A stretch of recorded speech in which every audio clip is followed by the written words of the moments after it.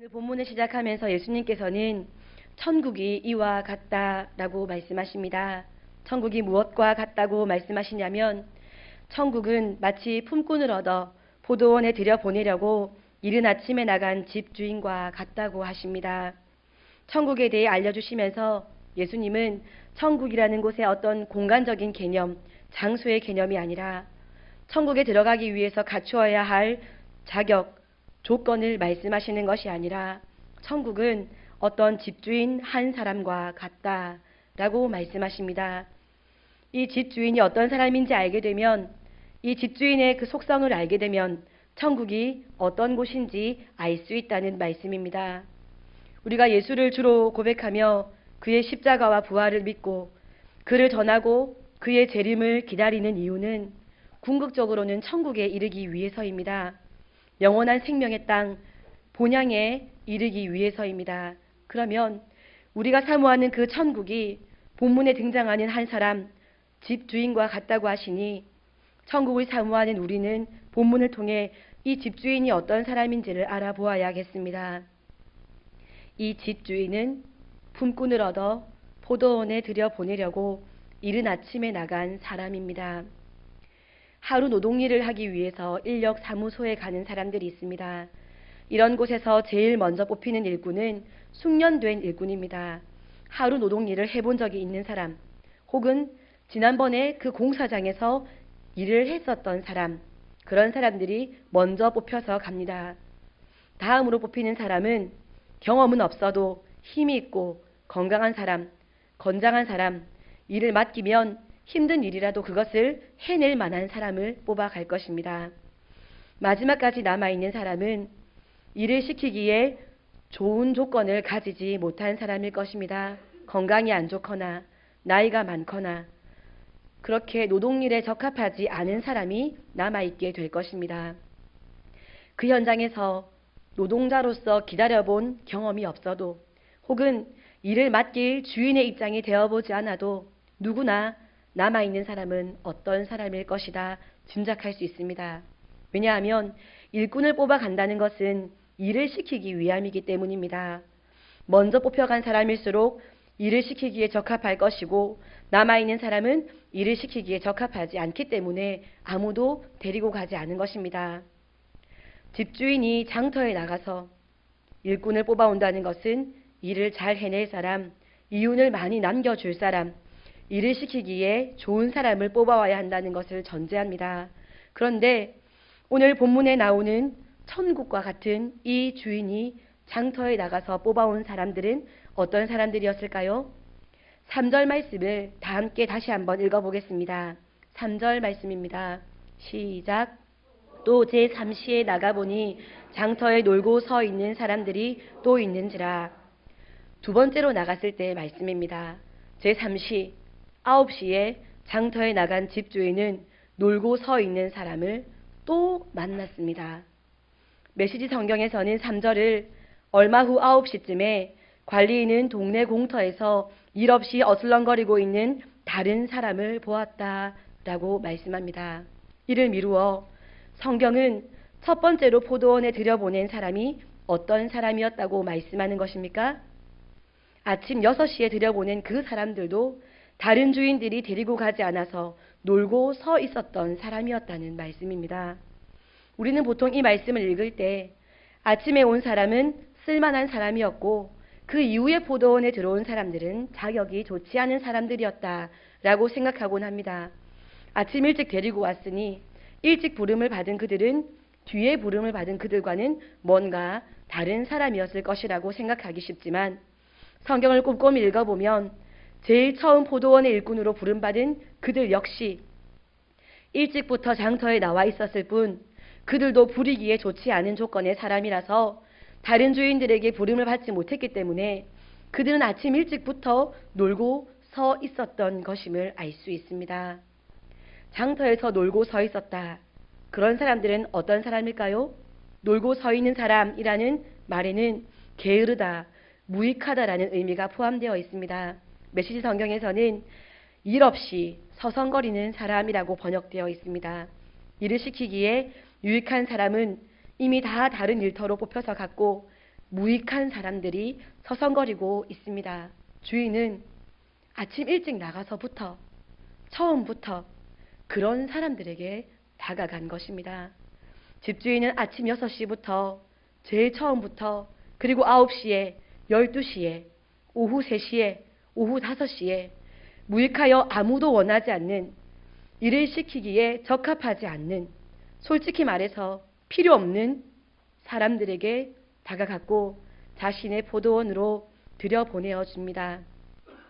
주인의 행동은 우리가 잘 경험해 보지 못한 생소한 행동입니다. 기준이 이상합니다. 주인에게서 이것 말고 또 한 가지 독특한 점을 볼 수 있습니다. 주인은 미리 그들의 품삯을 약속합니다. 너희가 몇 바구니 이상의 수확물을 거두면 혹은 많이 거둔 사람부터 상대적으로 등수를 매겨서 이런 조건이 달린 품삯이 아닙니다. 그냥 너희가 내 포도원에 들어가기만 하면 나는 너희에게 상당하게 줄 것이다 라고 미리 말씀하십니다.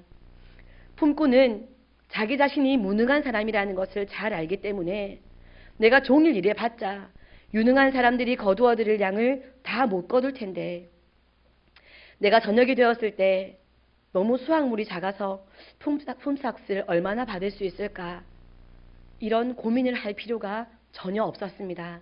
상당한 품삯이라는 놀라운 약속을 먼저 받고 포도원으로 들어간 것입니다.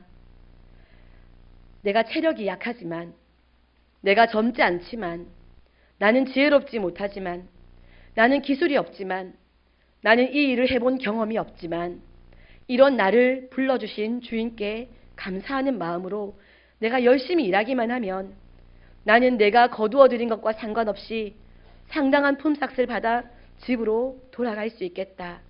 마음이 따뜻해졌겠지요. 종일 걱정과 염려로 빈둥거리고 있지만 그곳에는 쉼이 전혀 없는 걱정과 염려의 시간을 보낼 수밖에 없었던 종들의 마음에 주인은 든든한 안정감과 평안을 주었습니다. 주인이 굳이 이런 가치 없는 일꾼을 얻어서 포도원에 들여보낸 이유가 무엇일까요? 게다가 기본적인 품삯을 못 받을 만한 그런 이들에게 상당한 품삯을 미리 약속하면서 그들을 자신의 포도원에 들여보내어 일을 맡긴 이유가 무엇일까요? 정말 기대 이상으로 그들이 적은 양의 수확물을 거두어들이면 어쩌려고 미리 그들에게 상당히 주겠노라 약속하고 그들을 자신의 포도원으로 들여보낸 것일까요? 주인은 일꾼을 뽑아서 그들에게 많은 일을 시켜서 품삯 이상의 이득을 남기게 하려는 그런 목적으로 그들을 뽑은 것이 아닌 것처럼 보입니다. 그런 이득을 남기려는 목적이었다면 주인은 이런 일꾼을 뽑지 않았을 것입니다. 그래서 이 주인의 모습이 우리가 일상생활에서 전혀 경험해 본 적이 없기 때문에 상당히 생소하고 낯설게 보이는 것입니다. 제가 다시 1절 말씀을 읽어드리겠습니다. 천국은 마치 품꾼을 얻어 포도원에 들여보내려고 이른 아침에 나간 집주인과 같으니. 이 집주인이 왜 이른 아침부터 나가서 이런 일꾼들을 뽑았습니까? 품꾼을 얻어 포도원에 들여보내주기 위해서였습니다. 이것이 집주인의 목적이었습니다. 집주인은 포도원의 일을 위해서 품꾼을 찾은 것이 아니라 품꾼을 위해서 그들을 자신의 포도원에 들여보내어 준 것입니다. 죄 많은 이 세상을 살고 있는 우리는 일을 위해서 사람을 고용하는 경우만 보고 살았습니다. 일을 시키고 이윤을 남기게 하는 구조입니다.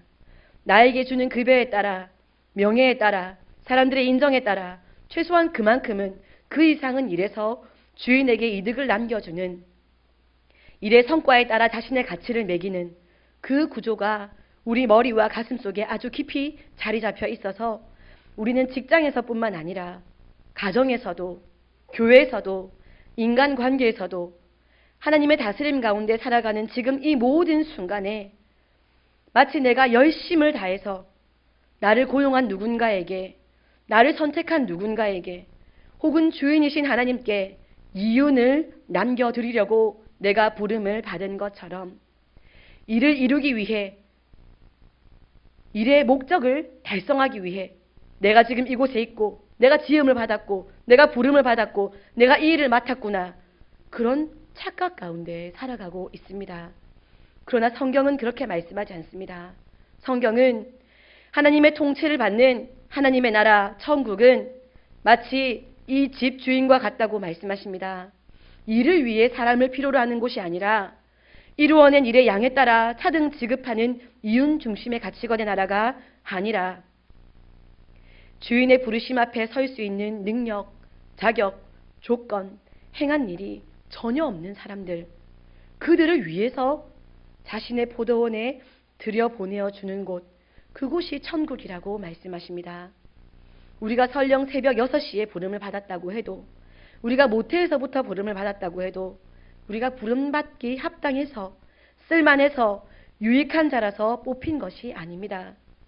우리는 정말로 단 한 분도 빼지 않고 우리 모두는 그분에게 무익한 존재입니다.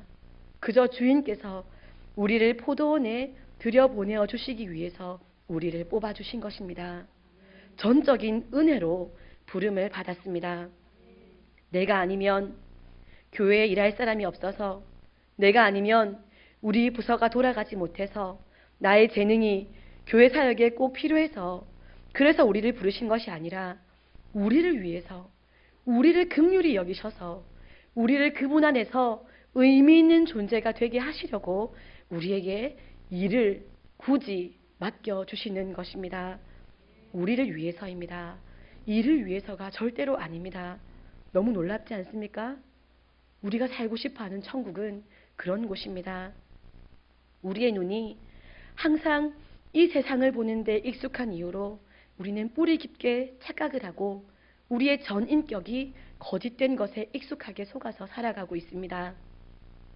사명을 위해 부르심을 받았을 때, 사역을 임명받았을 때 어떤 마음이 먼저 생기셨습니까? 우리 성도님들의 마음 안에 들어가 보지 못해서 잘 모르겠습니다만은 많은 사람들이 교회의 사역에 부름을 받을 때 마치 일을 위해서 내가 부름받은 것처럼 생각하곤 합니다. 그래서 부담을 느낍니다.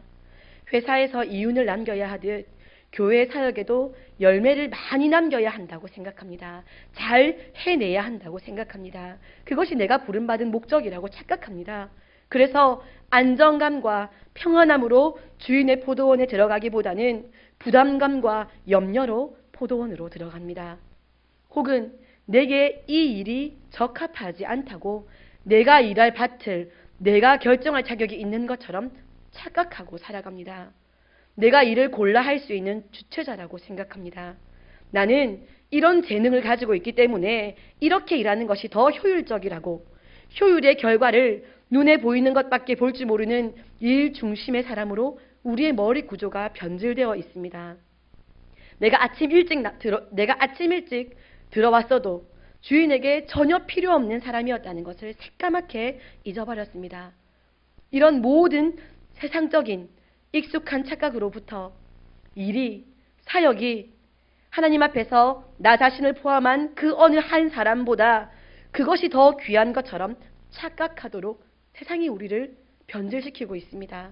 그래서 정말 많이 수고하고 있으면서 많이 수고한 후에도 주인께서 원하시는 것과 상관없는 것을 아주 잘 해낸 결과물인 양 드리는 것입니다. 주인이 원하는 것은 그것이 아닌데 말입니다. 사랑하는 성도 여러분, 세상 가치관에 속지 마십시오. 길들여지지 마십시오. 천국의 자녀답게 천국의 가치관으로 흔들림 없이 굳건하게 서 있는 우리가 되었으면 좋겠습니다. 인권에 대해서 세상은 사람이 자기의 성 정체성조차도 스스로 원하는 대로 결정할 수 있는 것이라고 말합니다. 내가 생물학적 몸이 남성이라도 나는 남성을 사랑하고 남성과 가정을 이루고 싶다면 나는 몸만 그렇지 나의 성 정체성은 여성이다. 내가 그걸 주장할 권리가 왜 없냐? 내가 사람인데. 이것이 인권이라고 말합니다. 그래서 세상이 말하는 그 인권이라는 것은 동물을 사랑하고 동물과 결혼하는 수간, 어린 아이들을 사랑하고 어린 아이와 결혼하는 소아성애, 그것도 인권이라고 말하는 것입니다. 그러면 세상이 말하는 그 인권 안에서 자신의 뜻과 무관하게 어른의 인권 때문에 자신의 인권을 무시당하고 결혼을 해야 하는 어린 아이들은, 아버지와 어머니가 두 분 다 남자인 집에 입양되어야 하는 어린 아이들은 사람이 아니라서 인권이 없습니까? 이 모든 물음에 대한 답, 동성애자들이 건강한가? 동성애자들이 행복한가? 이 모든 물음에 대한 답은 세상이 말하는 가치관은 틀렸다라는 답을 줍니다. 거짓이라는 말입니다. 생명이 아니라 사망이라는 말입니다. 하나님께서 말씀하시는 인권은 하나님의 형상으로 사람을 보고 존귀하게 대하는 것, 그 지으신 이의 사랑 안에 머물러 생명을 누리는 것, 생명을 전하는 것, 그것이 인권입니다. 인간이 누려야 할 가장 복된 권리가 인권, 바로 말씀이 말씀하는 그것이 인권입니다. 그곳이 바로 오늘의 포도원입니다. 무엇이 사랑입니까? 청년들이 할 수 없는 일이 있습니다. 책임을 지는 것입니다. 책임지지 못할 행동을 사랑이라는 이름으로 행동하는 것은 세상이 말하는 가치관입니다. 그 모든 무책임한 요구 앞에서 노우라고 말하는 것, 그것이 하나님께서 말씀하시는 진정한 사랑입니다. 참는 것, 기다리는 것, 절제하는 것, 그것이 사랑입니다. 그 말을 지으신 이가 존재 자체가 사랑이신 분이 그렇다고 하는데 아무 자격이 없는 존재가 그게 아니라 이게 사랑입니다 라고 말하니 세상이 시끄러운 것입니다. 그리스도인은 이러한 세상의 주장이 아니라, 세상의 가치관이 아니라, 더 익숙한 생활 습관이 아니라 하나님의 말씀, 하나님의 법을 믿고 따라 살고 그것으로 주인께서 기대하시는 열매를 드려야 합니다. 가치관을 바르게 세워야 합니다. 무엇이 의리입니까? 친구가 하나님 앞에서 그릇된 행동, 죄를 짓는데 분명히 잘못된 것이라서 누가 볼까 두려워서 눈치를 보면서, 누가 들을까 두려워서 쉬쉬하면서 작은 목소리로 말하면서, 그런데 그 친구가 너무 혼자 죄의식을 느끼는 것이 안타까워서 그 친구와 함께 죄의식을 짊어지는 것이 의리입니까? 세상 가치관입니다. 예수님은 사랑하는 수제자 베드로를 향해서 사탄아 내 뒤로 물러가라 라고 하셨습니다. 바르게 그를 일깨웠습니다. 성경은 그것이 의리라고 하고 그것이 사랑이라고 말씀합니다.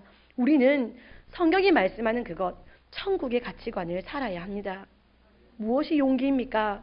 세상은 불의한 권력을 행사하는 어른에 대해서 반항하는 것이 용기라고 합니다. 집을 뛰쳐나오는 것, 선생님을 때리는 것, 불편을 주는 친구를 괴롭히는 것, 이런 것이 용기라고 합니다. 쳐라, 용기 있게 쳐라. 그게 용기라고 말합니다.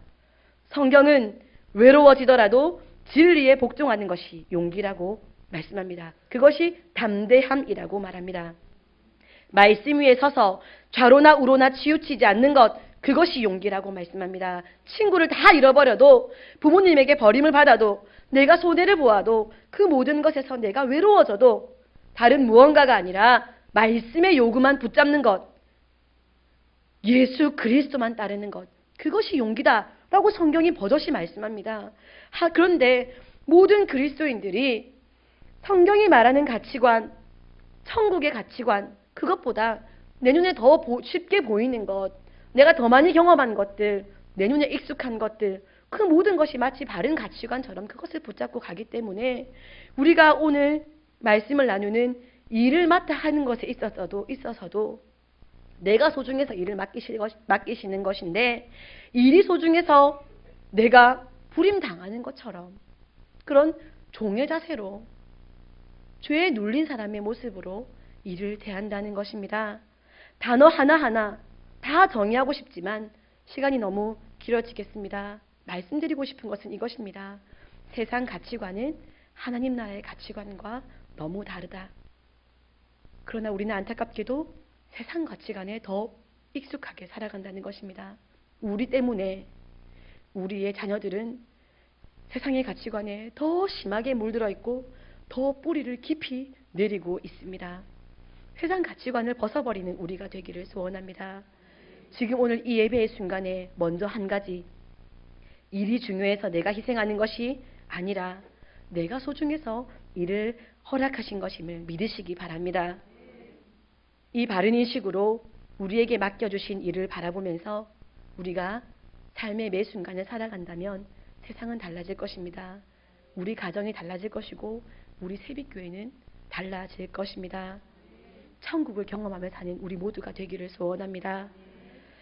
우리가 2019년에 세빛교회의 사역자로 부름을 받은 것은 세빛교회에 무급으로 일할 사람이 필요해서 우리를 속여서 부르는 것이 아닙니다. 우리가 덤탱이 쓴 것이 아닙니다.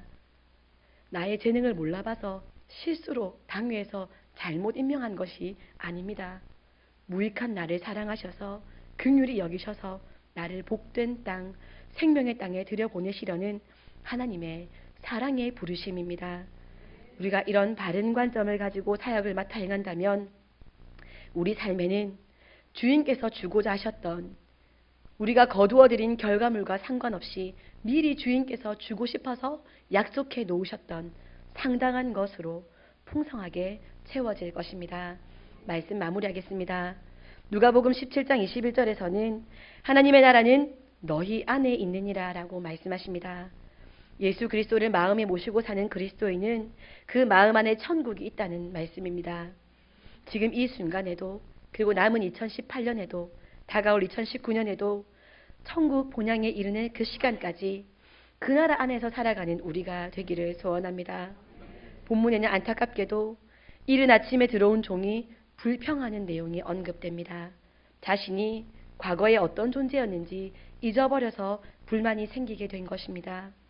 그에게도 한 데나리온은 과분한 것이었습니다. 내가 재능이 충분하니까, 내가 수고를 충분히 했으니까 한 데나리온을 받는 것은 정당하다라고 여길 수 있는 그는 자신이 그런 사람이 아니었다는 것을 새까맣게 잊어버렸습니다. 몇 시간 전까지만 해도 그는 아무도 자신을 써주지 않아서 이른 아침에 나왔지만 빈둥거리며 무거운 책임감과 동시에 그 책임감을 다 책임질 수 없는 자신의 무능에 짓눌려 있었던 사람이었습니다. 그러한 내 과거의 모습을 잊어버렸기 때문에 내가 어떤 존재였는지 새까맣게 잊었기 때문에 지금 내게 맡겨진 일이 은혜가 아니라 부담이 되고 지금 내게 주어진 대가는 정당한 것이 아니라 부당한 것으로 여겨지는 것입니다. 불평불만의 조건이 되는 것입니다. 일을 위해 내가 존재하는 것처럼 일 때문에 내가 희생하고 있는 것처럼 여기는 것입니다.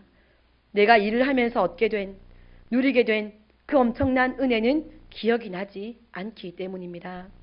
사랑하는 성도 여러분, 우리가 정말로 은혜 아니면 살아갈 수 없는 존재가 맞습니까? 은혜가 아니라도 나의 지식, 경험, 능력, 나의 재력, 나의 인간관계의 힘으로 살 수 있다고 생각하지 않으십니까? 정말로 값없이 베푸신 은혜로 내가 지금 이렇게 존재한다는 것을 믿으십니까? 그 은혜가 아니었다면 나는 여전히 장터에서 무거운 책임감과 부담감, 그것을 감당할 수 없는 무능함에 숨이 턱턱 막혀서 죽지도 못하고 사는 그 종이었을 뿐이다. 내가 바로 그 종이었을 뿐이다. 라고 진심으로 고백하십니까? 그런 우리에게 정말 단 한 가지 조건도 요구하지 않으시고 자신의 포도원에 들여보내어 주셔서 주인에게 기쁨이 되는 의미 있는 존재가 되어 수고하며 열매를 거두어 드릴 수 있는, 그것도 내가 많이 수고해서 키운 것도 아니라 그냥 원래 주인의 것이었던 그 열매를 거두어 드릴 수 있는, 그리고 일을 마친 후에는 상당하게 받아 가정으로 돌아갈 수 있는 안정과 평안을 주신 것을, 그것을 정말 내가 아무것도 없이 그것을 받기만 한 장본인이라는 것을 믿으십니까?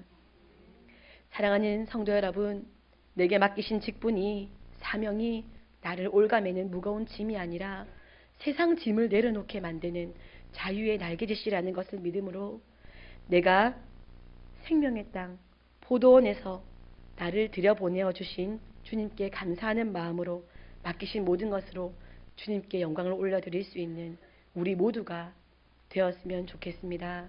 기도하겠습니다.